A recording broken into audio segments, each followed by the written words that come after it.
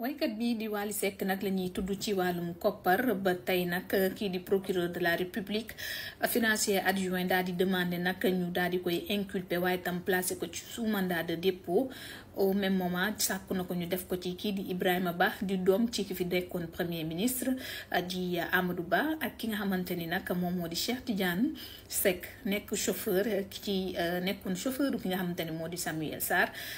jamono ji nga xamante ni mi ngi si prison ki nga xamante ni moom moo di Mamadou Sy ak kii di Saliou Silla ak ki ñuy woowee Babacar Niang tey nag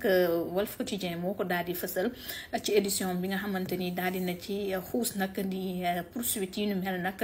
lañ leen di bëgg a toppee moom moo di rek association de malfaiteurs en groupe criminel organisé blanchiment de capitaux boo xamante ni nag dañ koo ànd defandoo mu di groupe criminel organisé jamono jooju nag la daal di saisir juge d'instruction bi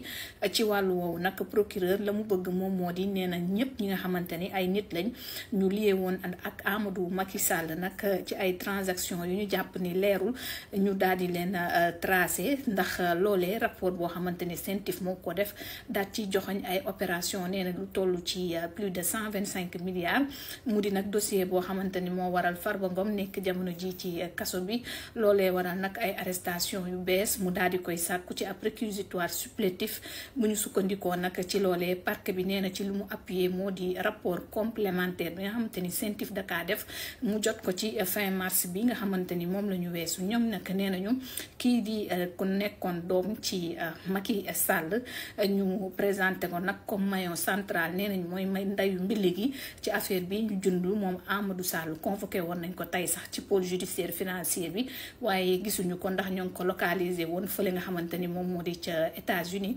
donc moom waroon na honoré rendez-vous am waaye gisuñu ko ba tey li ñu wax nag procureur nee na la mu daal di jàpp moom moo di waykat bi di Wally Seck ak kii di Mamadou Sy dañoo jot ci xaalis yooyu ñu jàpp ne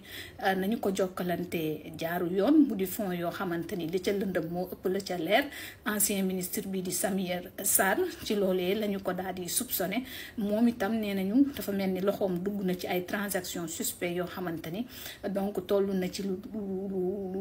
jege bokk ab chèque boo xamante ni toll na ci 200 millions de francs CFA.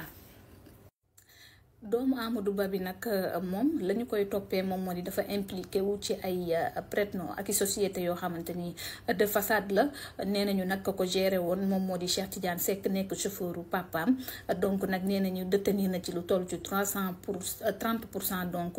ci paaru société boobu nga xamante ni da ko bokk tegandoo ak kii di Amadou Sall donc nag mu di ay paaru koppar yoo xamante ni ñu ngi ko amee ci grâce ci benn jaay bu ñu amaloon en 2012 benn terrain boo xamante ni foofee ca Wakam donc la nekk ak fi nga xamante ni un certain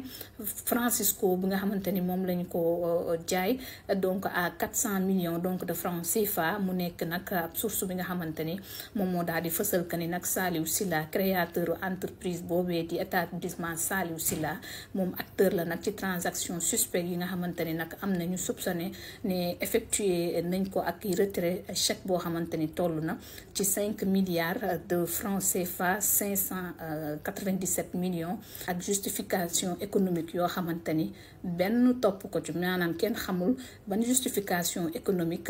la kon transaction yooyu doonu amee ci inculpation ak placement wu mandat de dépôt boobu procureur sàkku nag ci loolee la daal di tukkee mu nekk demande boo xamante ni ci réquisitoire supplétif bi la ko rek daal di amalee